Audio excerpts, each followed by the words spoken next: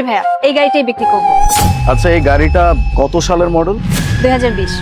2020। Paint মেইন্ট সবকিছু original? আরে ভাই, পেইন্ট তো ছাড়েন, এই গাড়ির স্টিয়ারিং টায়ার সবকিছু অরিজিনাল। আচ্ছা, ওই অ্যাক্সিডেন্ট ড্যামেজ ট্যামেজ? আরে বাবা, আমার হাজবেন্ড তো এই গাড়ি কাউকে ছুতে পর্যন্ত দিত না। অ্যাক্সিডেন্ট তো দূরের কথা, এই গাড়িতে একটা নখের আঁচড় পর্যন্ত পাবেন না। বুঝতে পারছি। তার মানে ভাই সাহেব হেভি ড্রাইভার ছিল। বাই দ্য ওয়ে, এটার ডিমান্ড কত? 5000 টাকা। কত? 5000 টাকা, 5000। ম্যাডাম, সকাল সকাল কেন মজা করতেছেন বলুন তো? হ্যাঁ, মজা করার জন্য কি আপনি আমারই পাইছেন? আরে বাবা, আপনি কি আমার দুলাভাই লাগেন নাকি যে আপনার সাথে আমি মজা করতে যাব?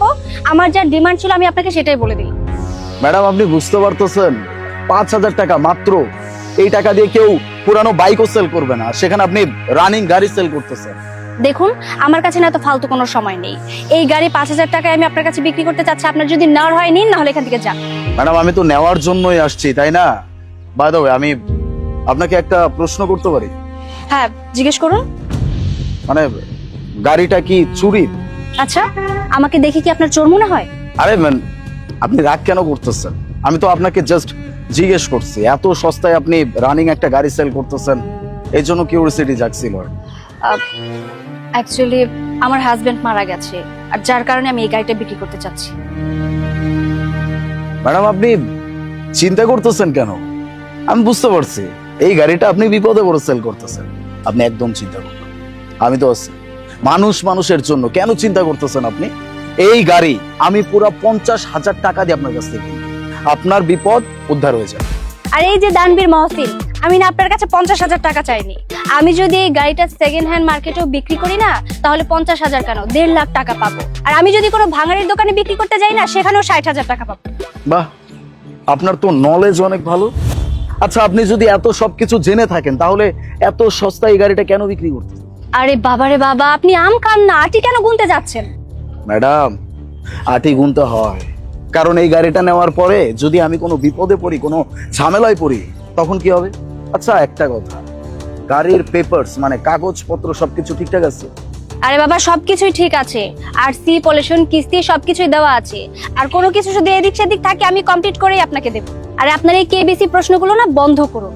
আপনার যদি এই গাড়িটা নেওয়ার হয়, তাহলে আমাকে 5000 টাকা অনলাইন বা ক্যাশ দিন, আর এখান থেকে গাড়িটা নিয়ে চলে যান। আর সেটাও যদি না হয়, চুপচাপ মুখে আঙুল দিয়ে তারপর যাবেন এখান থেকে।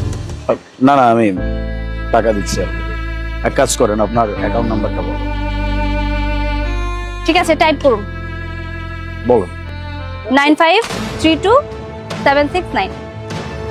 ডান, চেক করুন। হ্যাঁ, সব ওকে আছে। এই যে সেল লেটার, এখানে সাইন করে দিন।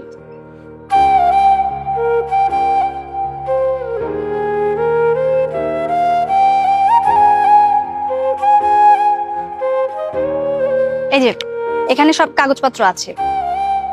Thank you. আজকের পর থেকে এই গাড়ির মালিক আপনি। কংগ্রেচুলেশন। ম্যাডাম, যদি কিছু মনে না করতেন, আমি তো গাড়ি কিনে ফেলছি, আপনাকে বিল পেও করে দিচ্ছি, কিন্তু মনের ভিতরে না একটা প্রশ্ন খুব খচখচ করতেছে, এই গাড়িটা আপনি এত সস্তায় কেন সেল করলেন? আরে ভাই, আপনার দেখি খুব কৌতূহল। যে পর্যন্ত আপনাকে আমি কথাগুলো না ক্লিয়ার করব, সেই পর্যন্ত আপনি রাস্তা দিয়ে যেতে যেতে চিন্তা করবেন যে এত সস্তায় আমি আপনাকে গাড়ি কিভাবে দিলাম। তাহলে শুনুন, আমার যে হাজবেন্ড ছিল, ওনার সেক্রেটারির সাথে ওনার অ্যাফেয়ার ছিল।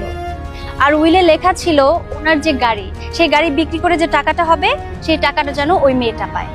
এখন আপনিই বলুন, আমি তো আমার হাজবেন্ডের ইনকাম করা টাকা শুধু শুধু অন্য একটা মহিলাকে দিতে পারি না, তাই না? সেই জন্য আমি 1.5 লাখ টাকার গাড়ি আপনাকে 5000 টাকায় দিলাম। এখন আমি দেখব যে ওই মহিলাটা কিভাবে আরামায়েশে থাকতে পারে। বাহ, মার্ভেলাস। জয় ম্যাডাম, মানে বাঙালি নারীর জয়। এরকম চিন্তা ভাবনা বাঙালি নারী ছাড়া কেউ করতে পারবে না। Thank you madam, thank you very much. আমার কি, আমি তো আমার গাড়ি পেয়ে গেছি। আমি যাই, ভালো থাকবেন।